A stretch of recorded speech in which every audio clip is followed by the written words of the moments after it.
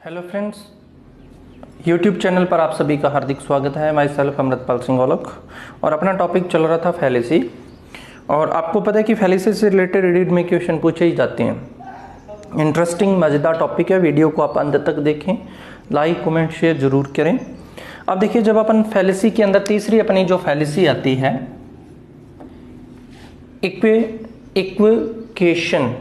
इक्वेकेशन, थोड़ा सा फोनेटिक पे ध्यान दीजिए। इक्वेकेशन, इसे वोकेशन मत पढ़ लेना, क्योंकि फोनेटिक्स की अपन बात करें तो रीट के अंदर भी फोनेटिक्स के क्वेश्चन आते हैं। फर्स्ट ग्रेड सेकंड ग्रेड में तो पूछे जाते हैं। तो इक्वेकेशन। और एक बात और ध्यान में रखना, यहां मैंने स्ट्रेस लगाया, प्राइमरी स्ट्रेस। और ऐसे वर्ड जिनके लास्ट में TION का जो साउंड देते हैं, तो जो स्ट्रेस जो होता है वो उनसे जस्ट पहले वाले सिलेबल पे स्ट्रेस रहता है, इसलिए शन तो के पे इस पे जो है वो स्ट्रेस आ जाता है। अब देखिए, इक्विवेकेशन जो है इसको पहले अपने समझ लें, उसके बाद में डेफिनेशन की बात करते हैं। देखिए, जब अपन पीके मूवी की बात करें, सभी ने देखिए पीके, और पीके मूवी की जब अपन बात करें तो वहां वो एक सीन आता है और वो सीन के अंदर वो अच्छा वर्ड को लेकर कंफ्यूजन क्रिएट करता है कि यहाँ काफी कंफ्यूजन है। और वो कहता है कि यदि अच्छा शब्द जो है, एक तो अपन नॉर्मली किसी को बोलते हैं अच्छा, ठीक है, अच्छा अच्छा अच्छा अच्छा अच्छा अच्छा, यानी कि वर्ड तो हमारा अच्छा एक ही है। एक तो आपने नॉर्मली अच्छा बोला, ठीक है, इट्स मीन गुड, ठीक है, अच्छा अच्छा अच्छा। इट मीन्स यहाँ जो अच्छा अच्छा हमने बोला है ये अंडरस्टैंडिंग के लिए बोला है ना। और यदि इस अच्छे का अपने प्रोलॉन्ग कर लेते हैं अच्छा, इट मीन्स हम किसी चीज को लेकर अपना आश्चर्य जो हो वो व्यक्त कर रहे हैं। सेम उसी प्रकार से इक्विवेकेशन की जब अपन बात करते हैं तो इसके अंदर वर्ड तो हमारा एक है, एक वर्ड है। उस वर्ड का किसी भी ग्रामर से या सेंटेंस से कोई फर्क नहीं पड़ने वाला होता। उस वर्ड का जो अर्थ जो है ना वो अलग अलग ले लिए जाते हैं। अर्थ जो है वो डिफरेंट काइंड से लिए जाते हैं। एक वर्ड के दो अर्थ ले लिए जाते हैं, और जब आप एक वर्ड के दो अर्थ के रूप में उसे यूज करते हो तो वो हमारा होता है फैलेसी ऑफ इक्विवेकेशन। क्लियर? अब देखिएगा, it is an informal fallacy resulting from the use of a particular word और एक्सप्रेशन। अब यहां देखिएगा, अभी अपन बात की थी कि अच्छा अच्छा अच्छा अच्छा, तो वर्ड के साथ हमारे एक्सप्रेशन भी क्या हो रहे हैं, चेंज हो रहे हैं। सेम उसी प्रकार से ये जो फैलेसी जो है ये कैसे अकर होती है कि किसी पर्टिकुलर वर्ड या expression in multiple sense with in argument, कि आप किसी आर्ग्यूमेंट के अंदर किसी वर्ड का, एक्सप्रेशन का मल्टीपल सेंस के अंदर आप उसका अर्थ ले रहे हो। क्लियर है कि आप एक वर्ड के मल्टीपल जो अर्थ ले रहे हो वो हमारी फैलेसी ऑफ इक्विवेकेशन कहलाता है। दोबारा फिर देख लीजिए, it is an informal fallacy. Informal fallacy है, रिजल्टिंग का बात ये है इसकी from the use of a particular word. Clear है? Use of particular word expression in multiple sense. Multiple sense के अंदर आप उसको क्या कर रहे हो, यूज कर रहे हो किसी आर्ग्यूमेंट के अंदर। सेकेंडली अपने कहें, it is a type of ambiguity का मतलब होता है अस्पष्ट। क्लियर है कि स्पष्ट नहीं है, एम्बिग्विटी दैट स्टेम्स, उपजना, from a phrase having two distinct meaning, कि आप इसको जो है कब उपजती है ये, जब आप किसी एक वर्ड को लेके या फ्रेज को लेकर दो अलग अलग अर्थ लेते हो। किसी एक वर्ड को लेके या किसी एक फ्रेज को लेकर आप उसके दो अलग अलग अर्थ लेते हो, उसका जो है संबंध न तो किसी ग्रामर से होता और न ही स्ट्रक्चर की, सेंटेंस की स्ट्रक्चर से होता है। उसे अपन क्या बोलते हैं, फैलेसी ऑफ इक्विवेकेशन। अब देखिए यहां एग्जांपल दिया गया, सिंस ओनली मैन, यहां मैन जो है वो ह्यूमन बीइंग है, मानव जाति से लिया गया है। या मैन का मतलब only man is rational, rational का मतलब तर्कसंगत, कि केवल मनुष्य जाति ही, इंसान जो है वो ही तर्कशील है। क्लियर? पूरी कम्युनिटी, पूरी की पूरी जाति का बोध हो रहा है कि केवल जो मैन जो है वही रैशनल है, क्लियर। अब देखिए सेकंड के अंदर कह रहा है एंड नो वीमन। अब देखिए इसको वुमेन इसका प्रोनाउंसिएशन नहीं है, वीमन प्रोनाउंसिएशन है। फोनेटिक्स आप लिखोगे तो फोनेटिक्स इसका ये बन जाता है वीमन सिंगुलर का। क्लियर है। And no women is man. अब यहां मैन का जो सेंस जो है वो मेल से लिया गया है, यहां भी मैन है और यहां भी मैन है। इस मैन का मतलब ह्यूमन बीइंग से है और इस मैन का मतलब किससे है, मेल से लिया गया, कि कोई भी औरत जो है वो मेल नहीं हो सकती। Clear. No women is man, therefore no women is rational. इसलिए कोई औरत क्या नहीं हो सकती, तर्क संगत नहीं हो सकती। अब देखिए यहां थोड़ा सा एक और ध्यान में रखें कि अपन फैलेसी पढ़ रहे हैं और फैलेसी के साथ हमने एक इससे पहले हमने पढ़ा था इनफरेंसेस। थोड़ा सा मैं यहाँ डिफरेंसेस बता दूं आपको कि इनफरेंसेस के अंदर तो क्या थे कि आपको कोई ना कोई लॉजिक देना होता था और उस लॉजिक के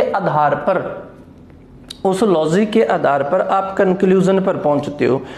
वो जो आपका कंक्लूजन सही हो सकता है, सही नहीं भी हो सकता है, मोस्टली सही हो सकता है, ये तो इनफरेंसेस होता है। और फैलेसी के अंदर क्या होता है कि आप किसी कंक्लूजन पर पहुंचते हो और बिना किसी एविडेंस के आप किसी कंक्लूजन पर पहुंचते हो, तो वो आपकी है फैलेसी। क्लियर। बिल्कुल अपन ग्रामीण भाषा के आपको दो एग्जांपल बताता हूं फैलेसी और इनफ्रेंसेस के। देखिए आपने किसी पर्सन के बारे में कहा कि जी ये इस गली के अंदर काफी गेड़े मार रहा है, ठीक है, इसका तीसरा चक्कर है, इसका चौथा चक्कर है, इसका पांचवा चक्कर है, अब इंगत पड़ेगी। क्लियर। आपने तर्क के आधार पर, फैक्ट के आधार पर आप किसी कंक्लूजन पर पहुंचो कि इसके पड़ेगी। इट मींस तर्क के आधार पर आप कंक्लूजन पर गए हो, ये हमारा इनफरेंसेस का एग्जांपल है। क्लियर। और आप डायरेक्टली किसी को ये कह देते हो विदाउट किसी एविडेंस के, बिना तथ्यों के, कि यार इंग पड़ेगी। अब आपके पास कोई लॉजिक नहीं है कि आपने ये वर्ड क्यों बोला। यदि आप ये वर्ड यूज करते हो ना, ये हमारा क्या है, फैलेसी है। क्लियर। अब कोई भी व्यक्ति जो है आप दूर से देख रहे हो कि वो डिगडोले खाता हुआ जिगजैगिंग की तरह वो इधर उधर हिलता हुआ चला रहा है और आप कहते ये गिरा PDF पड़ेगो, है ना। अब देखो पढ़ने का और इसके साथ पीने का, पीना आपने एक क्या दिया है, एक फैक्ट दिया है, एक एविडेंस दिया, और गिरेगा। क्लियर है। ये आप इस कंक्लूजन पर पहुंचते हो, इट मींस ये इनफ्रेंसेस है हमारा। क्लियर है। और एक आप किसी भी चलते हुए व्यक्ति को कह सकते हो कि पड़ेगो, अब कैसे पड़ जाएगा, आप इसके बारे में कुछ नहीं बता रहे कि क्यों पढ़ने वाला है, आप अपना विदाउट एविडेंस जो है वो आप किसी कंक्लूजन पर पहुंच रहे हो, वो अपनी फैलेसी है। क्लियर। अब यहाँ इस एग्जाम्पल की अपन बात करें ना, ओनली मैन इज रैशनल, कि केवल इंसान जो है, ह्यूमन बीइंग जो है वो रैशनल है, वो तर्क संगत है। ठीक है। नो विमन इज मैन, कोई भी औरत जो है वो आदमी नहीं हो सकती। यहां मैन ह्यूमन बीइंग है, यहां मैन मेल है। इट मींस आपने वर्ड एक यूज किया है और उसके अर्थ आप कितने ले रहे हो, दो ले रहे हो। ठीक है। उसके बाद में आपने कहा therefore no women is rational, इसलिए क्या कि कोई भी औरत जो है वो क्या नहीं हो सकती, तर्क संगत नहीं हो सकती। अब देखो आप कह रहे हो कि औरत तर्क संगत नहीं हो सकती, इसके पीछे आपने कोई फैक्ट दिया है क्या?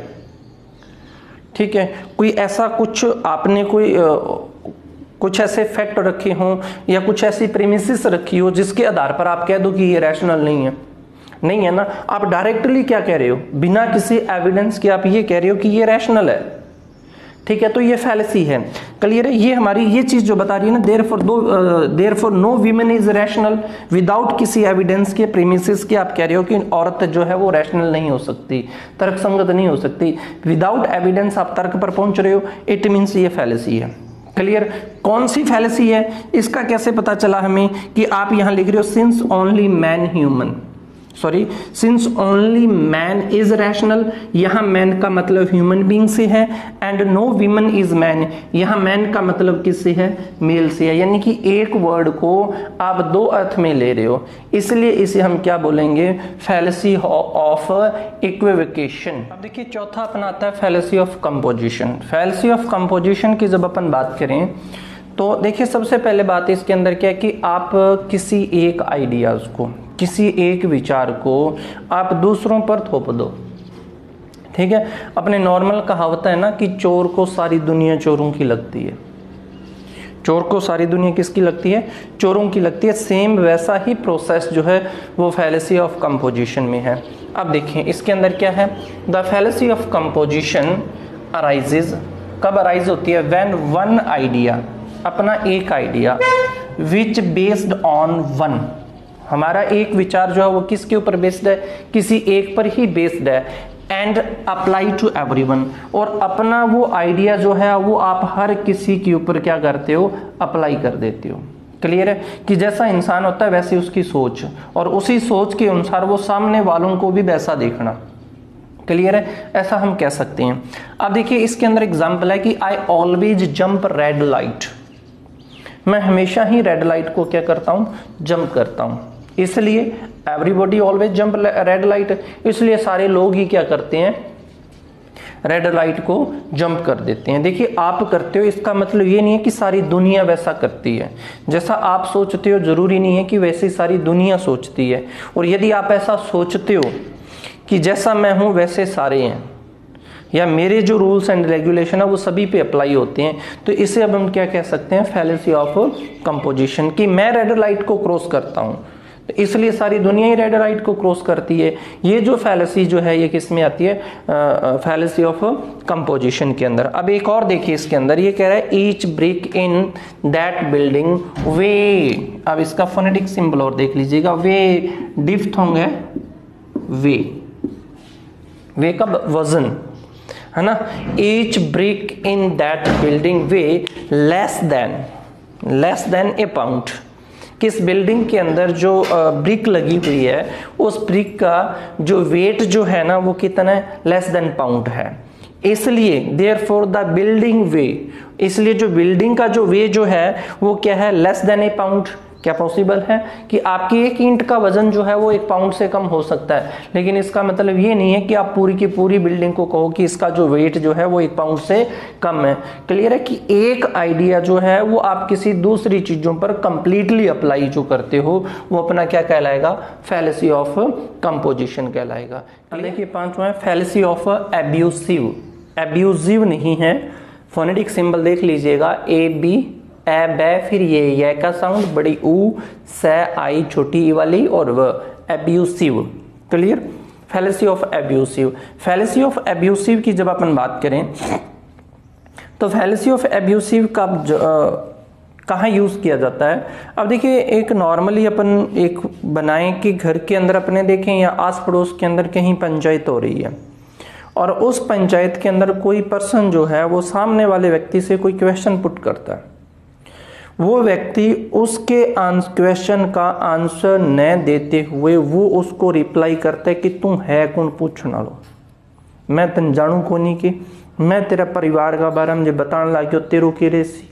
मतलब उसके ऊपर अटैकिंग मूड आ गया, अटैक कर दिया, जवाब नहीं दिया, उल्टा उसी के ऊपर अटैक कर दिया, उसी को ब्लेम देना शुरू कर दिया। ये जो तरीका जो है ना ये है फैलेसी ऑफ एब्यूसिव का। क्लियर, कि जिस बात को लेकर आप क्वेश्चन पूछ रहे हो वो क्वेश्चन का जवाब नहीं दे रहा, ठीक है, उसके स्थान पर वो आपके ऊपर अटैकिंग मूड के अंदर है, वो आपसे आपके ऊपर किसी न किसी प्रकार का ब्लेम लगा रहा है, वो अपना होता है फैलेसी ऑफ एब्यूसिव। देखिएगा, the abusive fallacy is a logical fallacy that occurs, कब ऑकर्स होती है? व्हेन एन आर्ग्यूमेंट, जब कोई आर्ग्यूमेंट जो है attack a person in A direct and abusive manner, कि जब आप किसी भी पर्सन के ऊपर किसी आर्ग्यूमेंट को लेकर डायरेक्टली अटैक करते हो और वो भी एब्यूसिव मैनर के अंदर, instead of addressing the point that they are trying to make, और किसके स्थान पर जो आपसे जो क्वेश्चन पूछ रहे हैं, जिस चीज को लेकर वो आपको एड्रेसिंग कर रहे हैं, उसके स्थान पर आप क्या कर रहे हो? उनके ऊपर एब्यूसिव मैनर के अंदर आप उनके ऊपर अटैक कर रहे हो। अब देखिए example, when a journalist wanted to know, जब उसने ये जानना चाहा जर्नलिस्ट ने, the reason of misbehaviour with the school child from minister, कि मिनिस्टर ने जो है वो किसी स्कूल चाइल्ड के साथ मिसबिहेव किया है और वो रीजन जानना चाहता है कि आपके मिसबिहेव के पीछे रीजन क्या है। क्लियर, ये तो उसका पॉइंट है, इस पॉइंट को लेकर वो क्वेश्चन कर रहा है। अब इसका जो आंसर जो है यदि दे देता तो ठीक था, लेकिन अब उसने क्या किया, इसका आंसर न देने के बजाय उल्टा उसने मीडिया के ऊपर अटैक कर दिया। क्या कहा, minister attacked the whole media system. अब उसने पूरे मीडिया सिस्टम के ऊपर क्या कर दिया, अटैक कर दिया, इंस्टेड ऑफ आंसर, जवाब देने के बजाय। अब यहां भी थोड़ा सा ध्यान देना, इसे कोई आंसर बोलता है, कोई आंसर बोलता है, ये न तो आंसर है न ये आंसर है, इसमें वह साइलेंट है। फोनेटिक सिंबल यहां लिखा हुआ आंस, नोट ए आंसर, आंस, फोनेटिक इसका क्या रहेगा, आंस। क्लियर है कि आंस न देते हुए आप उसके ऊपर क्या कर रहे हो, अटैक कर रहे हो। तो ये है अपनी फैलेसी ऑफ एब्यूसिव। क्लियर। और बाकी नेक्स्ट फैलेसी जो है वो नेक्स्ट वीडियोस के अंदर अपनी करते जाएंगे।